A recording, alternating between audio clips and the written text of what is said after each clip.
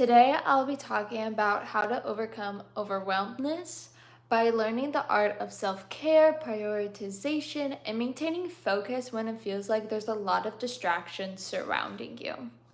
So, the first thing I want to cover is what does overwhelming honestly mean?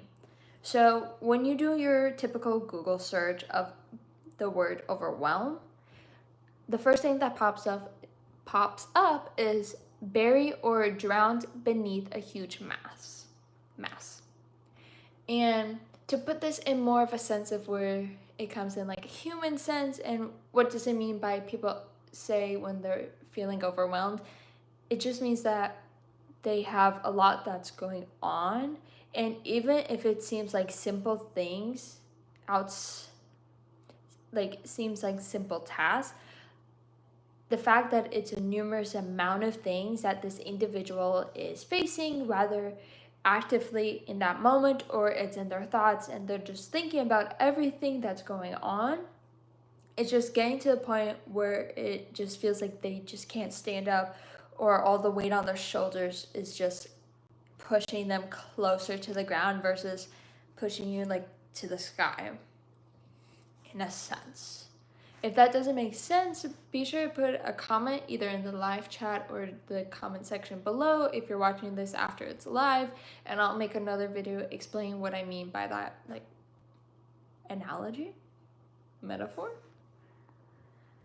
All right. With that being said, you could either feel overwhelmed in maybe just like when you wake up, when you go to bed, or just little moments in the day. It could be like for a second, or it could be for an extended period of time. It could also be for a single day or across a few days, weeks, and potentially months. And this can involve every aspect of your life, whether it's work, social areas of like social pressure, or maybe it's responsibilities. It's just whatever feels like it's becoming too much. That's the sense of overwhelming that we're going to be discussing. And for a disclosure, I'm Olivia Ritt, and I'll just be sharing what I think about overwhelming, and as well as the self-care, prioritization, and how to maintain focus even while you have this feeling of overwhelmness. And I could talk about this topic because I'm currently taking 2 majors with a minor in my 3rd year of undergrad. And also, for this video, I've recently made a video, so not a live stream, but a video, and the title of that video is Mindfulness Made Easy, a simple guide to living in the moment. That's currently a recent video that came out talking about how to be mindful. And the reason why I'm saying this is because later in this video, this live stream, we'll be talking about mindfulness. But to get a more in-depth knowledge of mindfulness, be sure to check out that video. With that being said, today we're going to talk about how the understandings of overwhelmness and the ways to do when you, and basically what to do when you feel overwhelmed. Because yes, you could prevent overwhelming, which is also like preventing burnout, which I've mentioned in a previous live stream titled Burnout is Real, How to Avoid It and Keep Your Priority Sustainable. So that talked about preventing. Today we're going to talk about overwhelm and overwhelmness and what to do when you feel that to continue on being productive without the feeling of overwhelming basically daunting you. And in order to know what to do when you feel overwhelmed, you have to understand what exactly is that feeling of overwhelm. Can we physically see that, or is it more of like internal versus external symptoms? So the thing with feeling overwhelmed, it could be physical and emotional and mental. Physical being like you just don't want to walk. That's more of a mental. Let's see. Physical overwhelmness, you can notice that because when you're feeling overwhelmed, you may not prioritize things like your nutrition and the food you eat. So you could physically see that maybe you're losing or gaining weight. is one of the symptoms.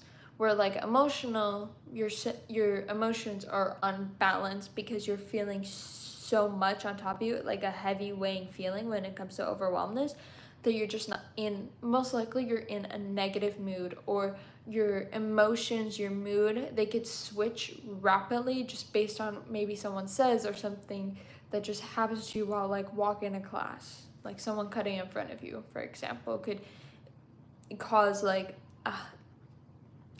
really high reaction when typically it wouldn't result in that. And the reasons why we could have this feeling of overwhelming could be external pressures, which some examples could be, okay, work or school. It could also be family or your social life, so social pressure. And the amount of school, like the amount of work you have to do for school, as in you have to study for your exams, you have to prepare for a meeting with a professor or with a counselor, or maybe you have so many assignments. And internal pressures would be like the thought of you have to be perfect in a sense. So perfectionism, that you have to get a certain score on an exam to feel like you didn't fail. So another component of that is the internal pressure of the fear of failure, which is intertwined with perfectionism, are some examples. And the reason why I'm making a video about feeling overwhelmed is because of the consequences of when people ignore their overwhelming feeling, what potentially could happen. And this could be chronic stress, which leads to burnout. And we discussed this in the live stream from 2 days ago. I mentioned it earlier about that burnout is real and how to avoid it. And also, overwhelming could result in strain in relationships. This could be friendships, meaning when you're feeling overwhelmed, you may say no to a lot of like social life experiences, saying no to friends because you feel like you have so much to do that you just can't go out. Well, yes, that's good in some sense to a point. We're humans. We need to be social. We need to talk to others. We need to go out and separate work from life. And by doing that is going out with people that you enjoy going out with. And sometimes when you're feeling the stress, sometimes it's good to go out with friends. So while they say don't always like spend your time with others per se and spend some time doing work, at the same time, if you're doing too much work and not socializing, then that's not good either. You need to have this good balance. All right, so now that we understand how overwhelming could happen and the potential results of ignoring that feeling and just continuing to push on through, while that may work for some people, sometimes it's not always great to do that all the time when you're feeling overwhelmed. So what we want to do is, when you are feeling overwhelmed, some of it can mean that you're not taking care of yourself. So practicing self-care is going to be extremely important. And what does self-care look like is, while people do have a routine, I'm going to step a little bit away from the routine and like talk about how you have a list of things you should do per week. And on that list for self-care, it should be, okay, going outside for like a 30-minute walk 2 to 3 times a week. A good walking pace where you're not necessarily out of breath by the end of it, but you're not going at a snail's pace or a pace of like molasses in January per se. Like a really, really slow pace, but a good moderate pace. And then you want to make sure that you're incorporating healthy meals. So maybe you eat at least 1 portion of vegetables per day and 1 portion of fruits per day. Yes, they say per meal, but if you haven't been practicing this and embedding into your nutrition, well, then we're gonna do it step by step and say per day, at least try to do that. If you're doing that per day, then try to do it per meal. are some examples. Another is having an evening where you're not working, you're not in front of a screen, you're just in your room, or maybe you're somewhere and you're just taking the time to yourself and not thinking about anything. I know I said no electronics, but maybe that's when you watch a movie just by yourself, or when you read your book, or maybe that's when you're painting your nails, or what's another thing? Doing a face mask are some examples where you just take the evening to yourself. Recently, I heard someone just takes their whole Sunday to themselves and is like, you know what? This is my recovery day. That's basically how I would look at that. Okay. So we've talked about self-care, and now we're going to move on to prioritization. And the reason why you want to prioritize certain tasks is because those tasks are either need to be completed soon, or there's so much to that task that you need to start working on that project per se.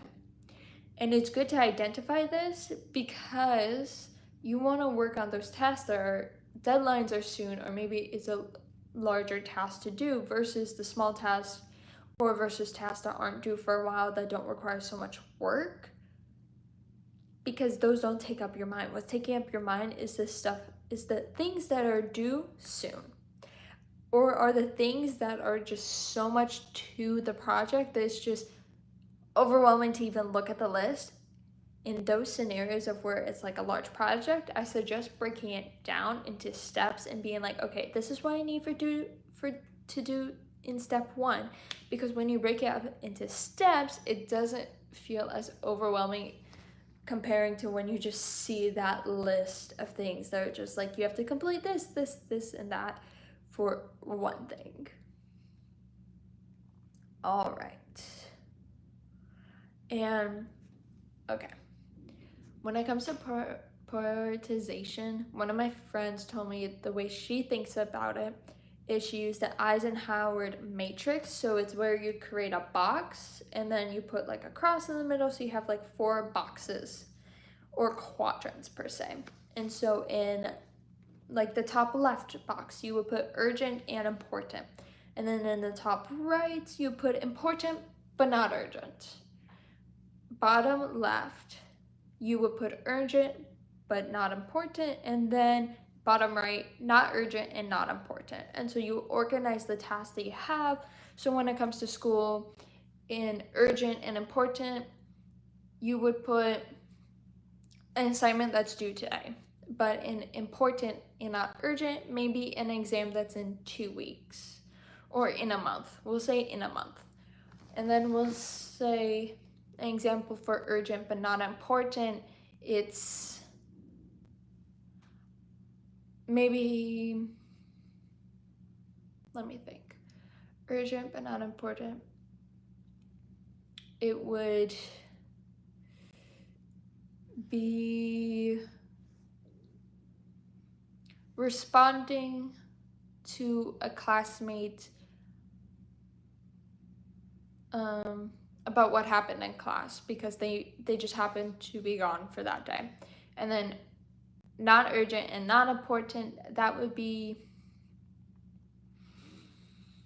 maybe an assignment that's due in a week, for example. And that's like one way you could organize your task.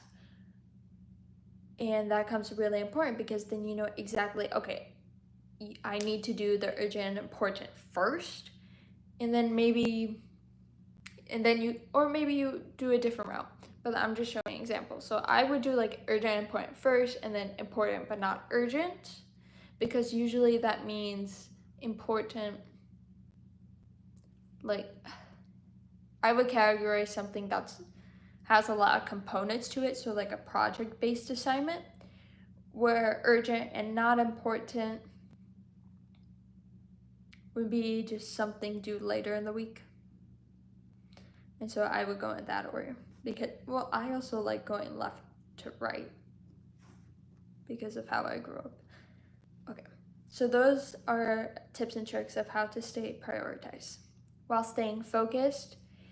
when you're surrounded by distractions, there's a lot of apps where they could block the amount of time you spend on social media or opening other apps, as well as like making your phone in a grayscale text so everything is like in black and white versus color to make it like boring and to get you off your phone.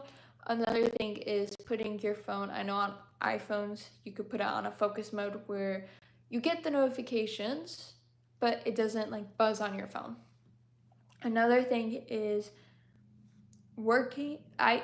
One friend of mine does this. She would leave her phone in her place and go to like a library or to anywhere where she goes and studies, but she doesn't bring her phone with her, and she just brings whatever she needs for class versus in except for her phone, and she just goes and studies for like 2 hours and then comes back and like then she has access to her phone. That's one idea of doing that. And then lastly is mindfulness, which I talked a lot about in the video I mentioned earlier, which recently came out. Mindfulness Made Easy, a simple guide to living in the moment. That one goes extremely in depth of different ways of being mindful, including meditations or taking a break, as well as box breathing. And I think I do a demonstration in that video as well. So with that being said, we talked about what overwhelming is, what strategies to overcome being overwhelmed when you're feeling that and you're just like, okay, what do I do because I legit can't focus on anything. Then you could do self-care. You could practice prioritization by doing that Eisenhower matrix, as well as staying focused and being mindful and ways of how to stay focused. Another thing with self-care, even if you just go outside and walk around and legit touch nature, it alternates the chemicals in your brain, in your body, and just makes you feel so much better, especially when you're getting that vitamin D, because our bodies need it. Even though we're not plants, we don't do photosynthesis, our bodies do need vitamin D, and so just embracing the sunlight. With that being said, we've come to the end of the video, so before you click off of this video, reminder that you're not alone when you're feeling overwhelmed, and by taking small, intentional steps, you can regain control and start living with more focus and peace. And we'll see y'all next time. Bye, y'all!